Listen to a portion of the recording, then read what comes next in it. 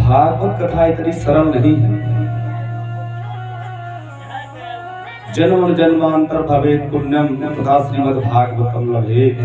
जब जन्म जन्मांतर के कई जन्म के एक जन्म नहीं अनेक जन्मों के जब पुण्य उदय होते हैं तब कहीं यह श्रीमद् भागवत श्रवण करने का लाभ मिलता है जो हम सबको मिल रहा है। इस कथा को देवता लोग भी तरसते हैं। भागवती गंगा, दो प्रकार की गंगा बताई गई है, एक भगवती गंगा, दूसरी भागवती गंगा। जो भगवती गंगा है वह प्रयागराज से निकली हुई है और यह भागवती गंगा जो हम सबके बीच में उपस्थित है। यदि हमको भगवती गंगा में जाकर गोता लगाना है तो हमको वहां चलकर जाना पड़ेगा और ये ऐसी गंगा है जो स्वयं चलकर हमारे दरवाजे तक आती है। वह भगवती गंगा भगवान के चरणारविंद से प्रकट हुई है।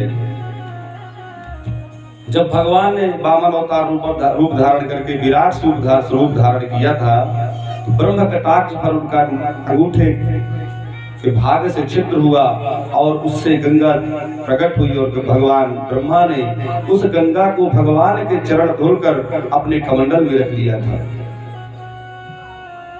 वही भगवती गंगा वहां से भगवान भोलेनाथ के सिर पर, वहां से फिर हिमालय पर और आज यहाँ से प्रयागराज होते हुए सीधे गंगा सागर में जाकर मिलती है।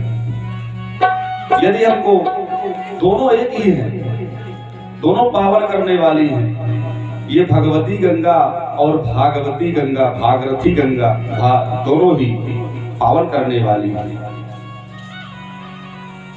वह जैसे सनई सनई उतर कर स्वर्गलोक से ब्रह्म कटाक्ष से ब्रह्मा जी के पास और भगवान शिव के जटा पर, उसके बाद गोमुख हिमालय पर्वत पर, वहां से फिर धीरे धीरे आती है।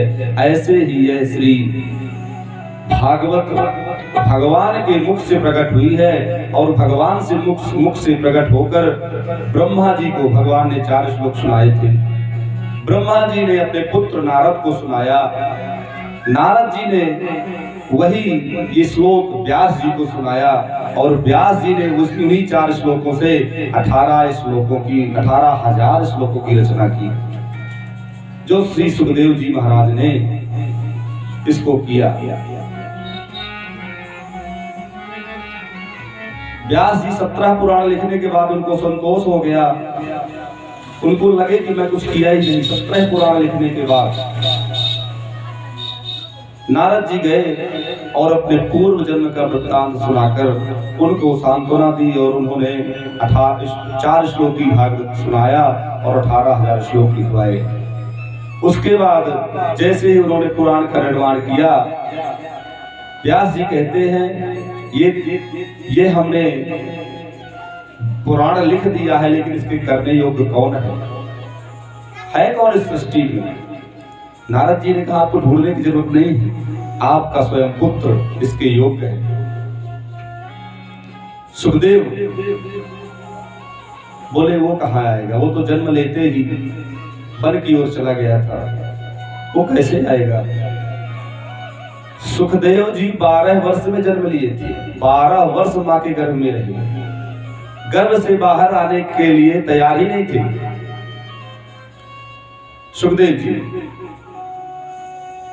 सुखदेव जी कहते थे कि मैं यदि बाहर गर्भ से, माँ के गर्भ से बाहर आऊंगा तो मुझे यह विष्णु की माया जो है मुझे घेर लेगी और मैं भगवान के भक्ति से वंचित रह जाऊंगा, इसलिए मैं जन्म ही नहीं लूंगा। और 12 वर्षों तक माँ के गर्भ में रहे। व्यास जी ने बहुत प्रयास किया, बेटा बाहर आ जाओ, तुम्हारी माँ को बहुत पीड़ा होती है, कष्ट होता है, बाहर आ जाओ। सुखदेव जी महाराज ने कहा पिताजी मैं नहीं आ सकता, आऊंगा कब? जब भगवान विष्णु स्वयं आए और आकर कहें कि तुम्हें मेरी विष्माया छुएगी नहीं, तब मैं निकल सकता हूं गर्भ से बाहर। बोले ठीक है। भगवान को विष्णु को स्वयं आना पड़ा और बोले कि बेटा तुम मेरे परम भक्त हो और तुम गर्भ से बाहर आओ, तुम्हें मेरी माया छू भी नहीं सकती। और जैसे ही जन्म हुआ सुखदेव जी महाराज का, तो नाड़ा घसीटते हुए वन की ओर चल दिए। व्यास जी पीछे पीछे जा रहे हैं, चिल्लाते विलाप करते जा रहे हैं। यम प्रव्रजन्तमनुपेतमपेत कृत्यं द्विपायनो विरह कातरया जुहाव पुत्रेति तन्मयतया तर्वोऽभिनेदोस् तं सर्वभूत हृदयं मुनिमानतोष।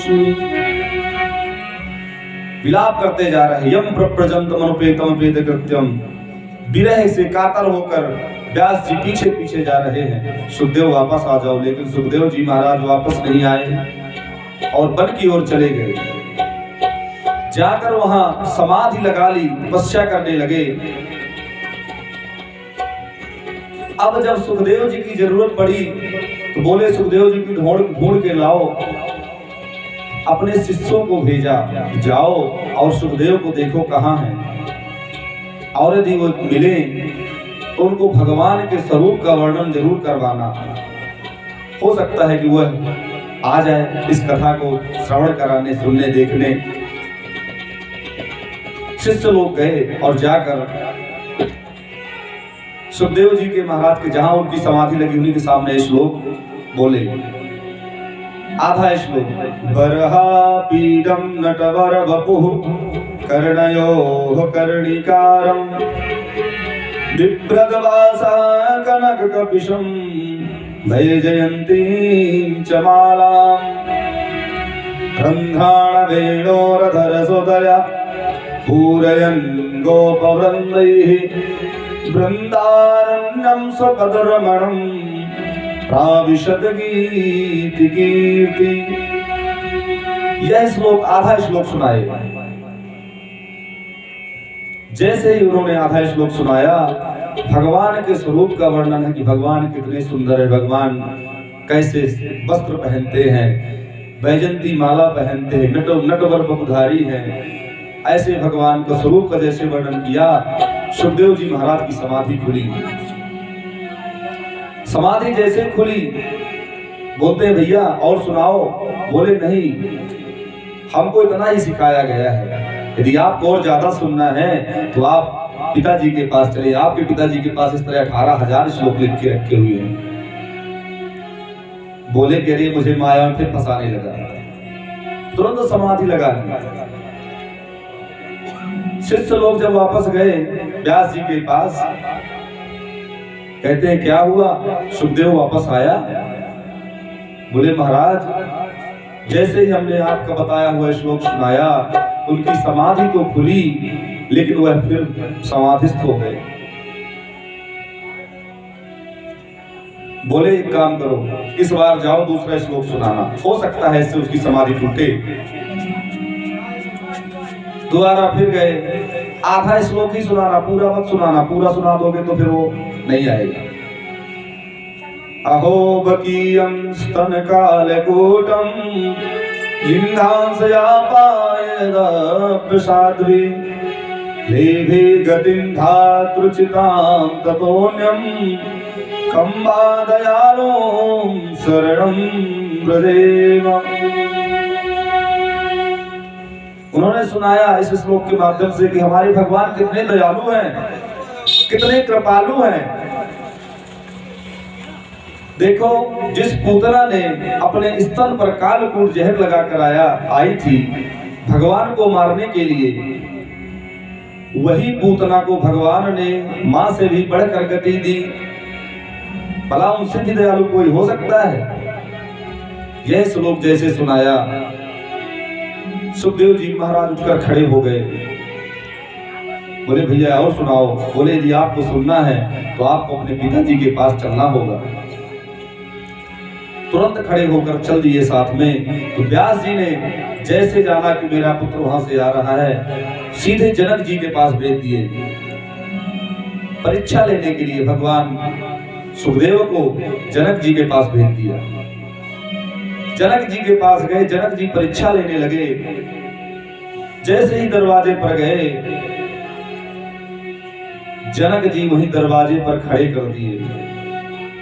उनके सेवकों ने जाकर बताया, सुखदेव जी महाराज दरवाजे पर खड़े हैं। बोले खड़े रहने दो।